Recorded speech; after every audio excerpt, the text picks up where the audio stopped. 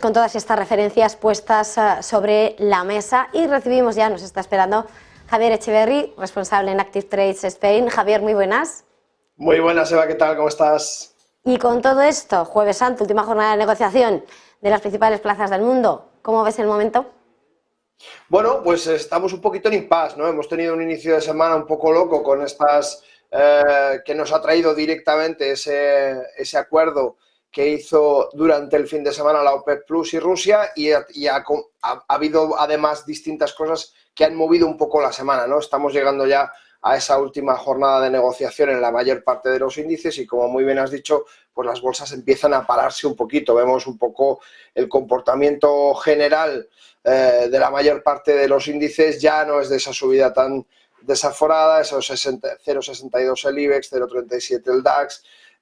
Bueno, vamos viendo un poco ese impasse. Sobre todo me interesa llamar vuestra atención sobre el crudo, cómo realmente se ha parado en esta zona que comentábamos ayer precisamente, cómo se ha detenido un poco ese gap, ese salto tan terrible y está un poco en espera de ver cómo la demanda absorbe esta nueva situación y viendo un poco cómo a partir de ahí los precios del crudo se van a mover. Por tanto, estamos todavía colocando un poco esa estrategia de fin de semana que ahora se lleva tanto y aquí que hemos visto en la compra del Credit Suisse y hemos visto ahora en la decisión del Brent, no del Brent, sino de los hidrocarburos por medio de la OPEP Plus y de Rusia. Parece que ahora, durante los fines de semana, lo más interesante es fraguar cosas que afecten de manera muy, muy potente a la semana y es lo que estamos asistiendo. En principio tenemos ese parón. Importante ver también el comportamiento del oro, cómo después de esa ruptura tan fuerte empieza a afianzar la zona en la que se ha quedado en esos 2018, habiendo tocado de nuevo esos 2005, no llegó a tocar los 2000, pero sí haciendo esa pequeña figura de throwback para aposentar por encima de los niveles de $2.000 la onza Troy. E importante también seguir la plata, porque la plata, como siempre os comento, al tener menor cantidad monetaria, al estar expresado en un múltiplo numérico más bajo, tiene siempre un comportamiento un poco más volátil, un poco más agresivo y sus cambios, porcentualmente hablando, son bastante más profundos. Por tanto, a menudo se puede utilizar, no siempre, pero se puede utilizar como un pequeño adelanto de lo que va a hacer el oro. Y por tanto vemos que siempre es interesante, a pesar de que la plata y el oro van de la mano casi siempre, hay que tener en cuenta que normalmente la plata se adelanta un poquito. Y eso es un buen truco para poder tener bajo el radar e identificar. No sucede siempre, la correlación no es perfecta y no siempre la plata se comporta de esta manera y siempre adelanta, pero los que llevamos ya muchos años viendo gráficos sí que observamos ese comportamiento un poco, no podríamos decir de indicador adelantado, pero casi, ¿vale? Luego, bueno, quiero llamar vuestra atención sobre, investigando un poco en mercados cómo está la situación en el resto de Europa y en España.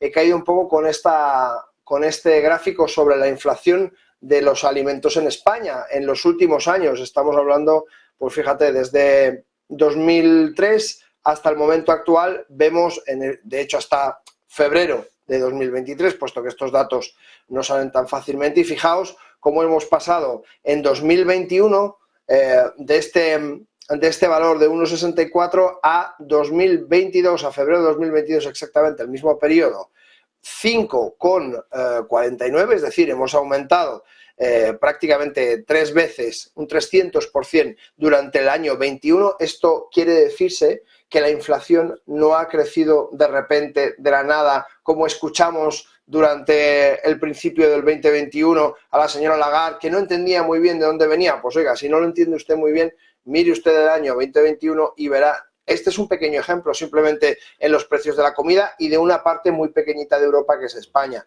pero creo que es bastante gráfico y que nos ayuda muy bien a entender cómo es el comportamiento de la inflación y cómo nos afecta al bolsillo, que al final es lo que a los inversores les importa y al ciudadano a pie le acaba interesando, cómo nos afecta al bolsillo. Bueno, pues vemos durante el 2022 este múltiplo absolutamente salvaje desde los 5,45, de nuevo ese 300% al momento actual.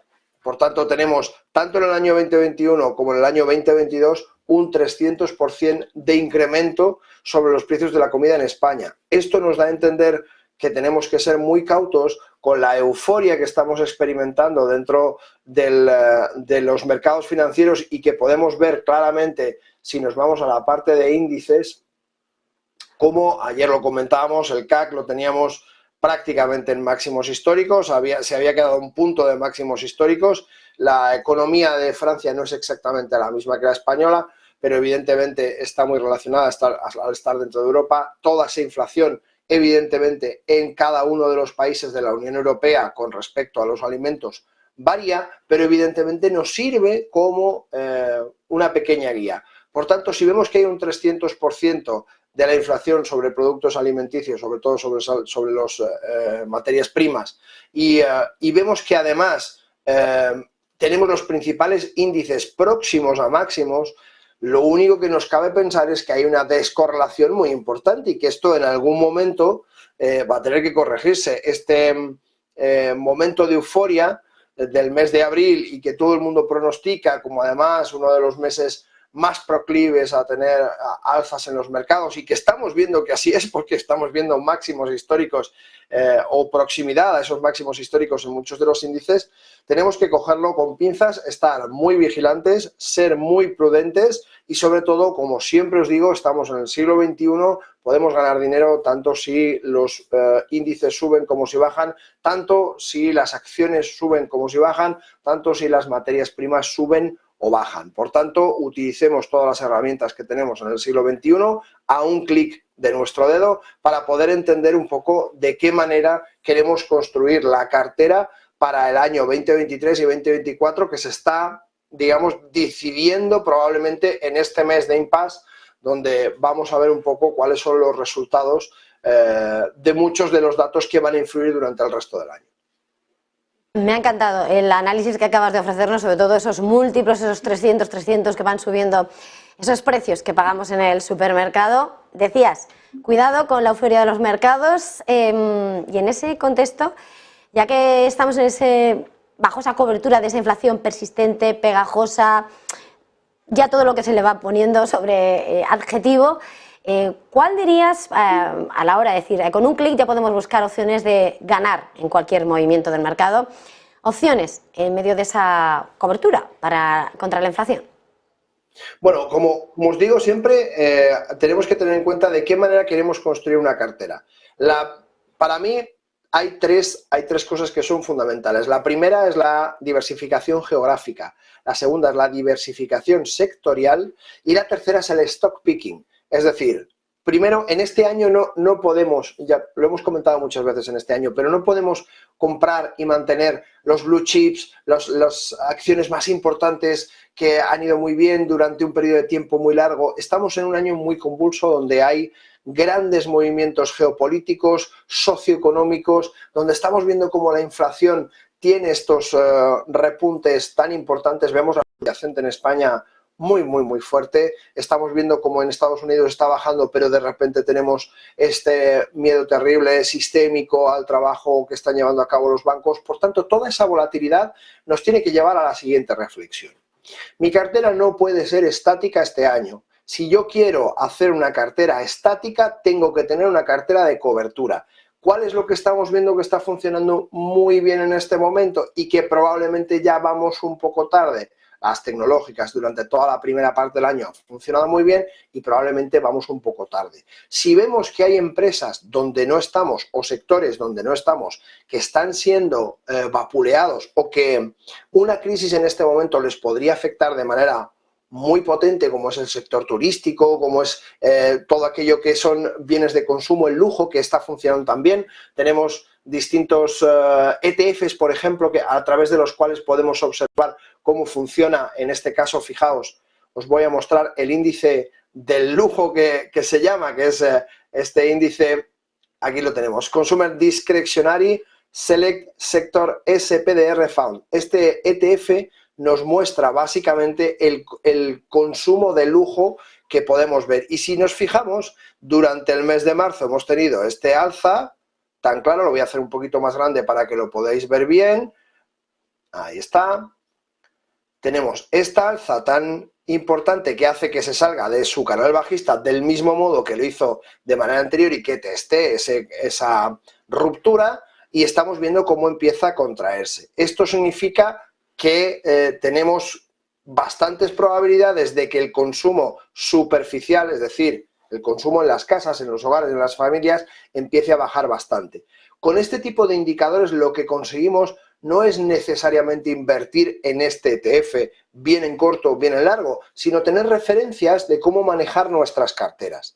Y para eso lo más interesante es fijar referencias como el sector del lujo, como el sector del consumo cíclico, como la inflación, y construir una cartera en aquello que sabemos que va a ir muy bien o que pensamos que puede ir muy mal. No pasa nada, tenemos CFDs, podemos trabajar con un apalancamiento que decidamos incluso nosotros. De hecho, en Active Trades incluso se puede reducir el apalancamiento de distintos instrumentos si consideramos que es muy alto para nosotros. Podemos operar uno a uno, podemos hacer muchas cosas. Y como siempre digo, en el siglo XXI tenemos la capacidad de disgregar todo lo que hacemos para hacer las coberturas necesarias. Ahora ya no tiene verdaderamente sentido quedarnos estancados o cogidos porque hemos comprado acciones del Santander a 8 euros.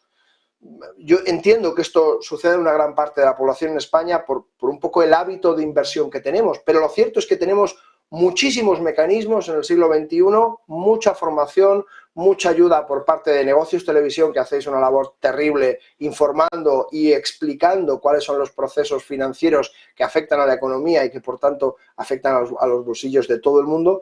Y creo que podemos darnos cuenta de que no estamos sujetos a un activo o a una situación concreta. Si al mercado le va bien, a mí me va bien; si al mercado le va mal, a mí me va mal. Oiga, no, si al mercado le va bien, a usted le puede ir bien, y si al mercado le va mal, a usted le puede ir incluso mejor, si sabe trabajar en mercados bajistas o sabe cubrir las posiciones alcistas que tenía con una cartera de CFDs, por ejemplo.